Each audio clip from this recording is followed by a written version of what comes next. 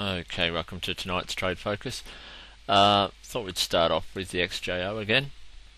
Now, I'll probably make a bit of a habit at this so we can get a bit of a feel for what the market might be doing. Smashed today, down 79.3, and definitely failed at that 4700 for now. So I suppose what we need to do now is have a look and decide where this dip may take us, if it is in fact the start of a down leg. One thing about my trading is I try really hard not to form a really strong opinion about the direction of the index or particular stocks for that matter. I find I make some of my worst mistakes when I think I know what's going to happen.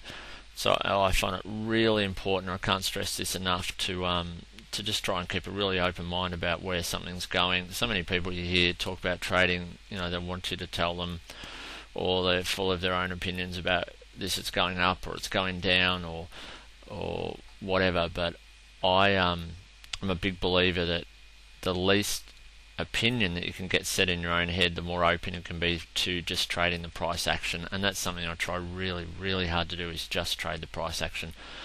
So we look at the XJO, assuming it is in fact on a little down leg. Where can we look to for support? So I suppose the first place here is around these 45.59, 45.60 area, which has provided a little double bottom here. 4600 obviously was previous resistance and a nice even number. So a couple of areas there would definitely be the first areas of support we'd be looking for this to hold and then hopefully continue in an uptrend. I think I've drawn these lines on the chart before, but we could throw a trend line in there. So hopefully it doesn't. We could definitely get as low down as there and still keep this in a little uptrend. In fact, interestingly, if that line pulls across the 4500, 4500 is another a nice even number which could see it could be an area that we could expect a bounce. So that's probably one trend line that I'll be watching now. If this support up here around that 4600 or 4560 can't hold, we'll be watching for this trend line. Another thing we could do, and I'll spend a little bit more time on the XJO chart tonight, another thing we could do is look at some of these previous ranges and see if we can get any significance from them. So we had this one here, and what I'm going to do is just drag this to the next leg and see how we fit up. And it's actually pretty much the same angle as that leg there, so it's not far off angle wise, and probably assuming that 4700 was a top, it's probably not too far off time wise as well. So assuming that may repeat itself, we could also have a look at this down leg here. And so if we take that down leg and whack it over here, it's gone a little bit off the screen, but again it's probably coming down relatively closely to that 4700, possibly a little 4500, possibly a little lower. So that's definitely an area that I think we could safely dip down towards and still be really honouring this uptrend. US may actually, futures are down at the moment, US may actually hold up okay tonight and end in the green, and we may decide that we overreacted a little bit today, might make a little inside day tomorrow and be off on our way at another attack at 4700. Who knows? But there's a few options as to where we may be going. I think it'll be quite healthy for us personally to come back here and retest these levels, or even down into the 4500. I think it'll be healthy for the market to have that little dip and then wind up for the next leg. So that's the XJO. Certainly didn't bring much joy today. Alright, we'll look at a couple of larger cap stocks today for potential short trades. I've mentioned both of these on the Twitter. First one's FMG. You can see it's gapped up on Monday, been really strong the preceding days before that as well. So first thing we look at here is today it couldn't break yesterday's high, and it's broken yesterday's low now and possibly heading down to fill this gap. Might go to an intraday chart. weekly. I'll zoom in a little closer. Okay, so there's a few days. There's a weekly FMG chart.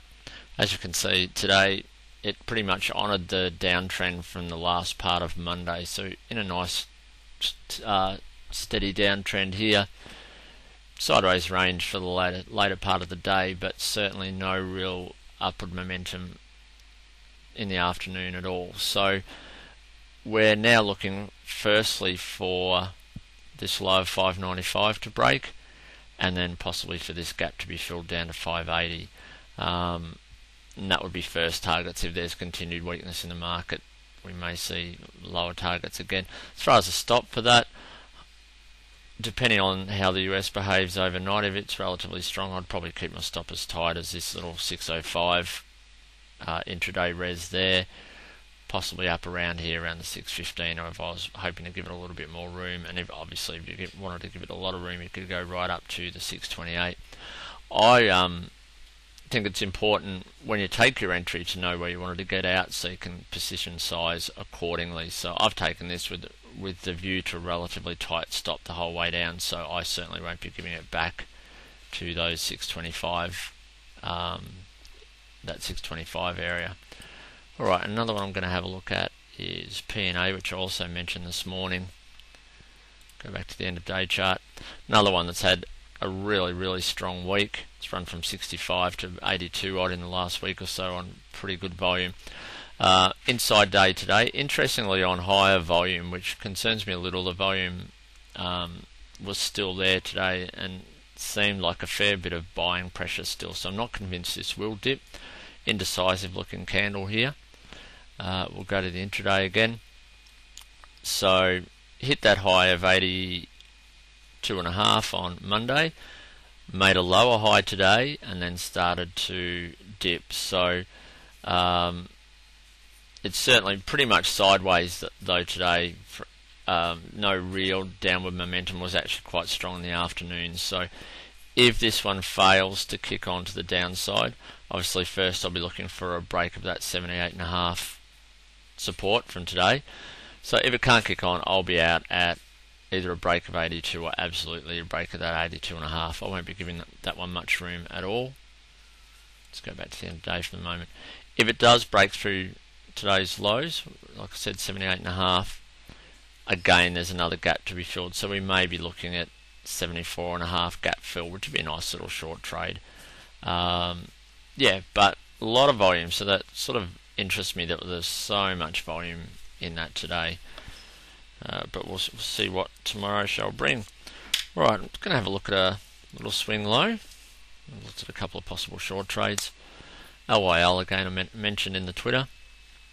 Not a lot of volume kick into this swing, especially the first couple of days. There were pretty much no volume at all. A little bit of volume kick in today as we get a little bit more price movement. But one that was in a really nice uptrend, got caned for a week or so, and now is starting to bounce. I've been going through the exercise of putting the Fibonacci's on some of these for you to give you an idea of whether we could have found an entry on the dip. So we'll do the same here. We'll run it from that high maybe down to that previous low there, and pretty much exactly off the 50 again. So certainly if you were aware of where that 50% level was, once you saw it start to stabilize around there, and as you can see it had 4 days, I'll get rid of that, it had 4 days there basically where a high of $4 couldn't be breached. So a break of $4 was probably worth a small position there, with a stop down here at a break of new lows, or if you wanted to be tighter, a break of the low of the day before, which is 394. So quite a low risk entry down here. It's closed up at 426. It's a pretty thinly traded stock, this one, but for a small position it could be quite fruitful. I have a few of those. I have locked a little bit in today, but I'll give it a little bit more room again tomorrow. And what I might also do is we'll put some fibs on this, get rid of those, put some fibs on this latest little leg, just to get some ideas of where we might find resistance on the way up. So we're looking at about the 430 is the 50 fib, so possibly looking for some resistance around there, and if I see the resistance and I'm still in, that may be a signal to get out of there and take the profits. Alright, so that's LYL. And the last one I'm going to cover is VOR. A reader's asked my thoughts on this one. Another one of these spec stocks that's run incredibly hard in the last month or so. Back towards the end of September it was 1.5 cents. It's hit on Monday 4.7 cents. So tripled in the last month or so. What can we see from this chart? Obviously today it couldn't kick on, opened lower and then pretty much was down from here. So again, I suppose it's a case of looking for where we can find a bounce entry. So we'll pull some pips back over that. Maybe run one from there. We'll go all the way back down to the start of that bounce. So the 62 is just under the 3.5 there, which had some quite decent support there. So the 62 is down there. The 50, interestingly enough, pretty much is back to this gap fill, which it has filled, but wouldn't be unreasonable to see it test 3 cents again back down here. I'll get rid of that. Other areas on that chart that obviously may be of some interest is the highs of that, which was 2.8, so previous resistance may become support around 2.8 as well, and then possibly right down to this one, which is 2.4. So 2.4, 2.8, around the top of this one, 3.1, and maybe just under the 3.5 there, 3.4, something like that. There are a few areas that I'd probably look at for potential entries. Would like to see this volume here start to drift off as sellers start to run out of steam, and then if we do get a bounce, look for that volume to kick in on the bounce. If we don't get the volume, I certainly won't go as hard, because for me that's not as strong a signal. But yeah, so I wouldn't be buying VOR here. Can have a look at an intraday chart for a moment. Possibly on the intraday, if we get a shorter term swing, I'd be looking at maybe a break of this 4.2 res, something like that. If the depth looked okay and it was starting to pick up volume wise, I might even have a crack as early as that if the market was strong and the depth and the buying power felt like it could kick on. But at the moment, not on my radar. I may set a couple of alerts at some of those levels just to keep an eye on it. Okay, that's all I've got for tonight. I'll talk to you tomorrow.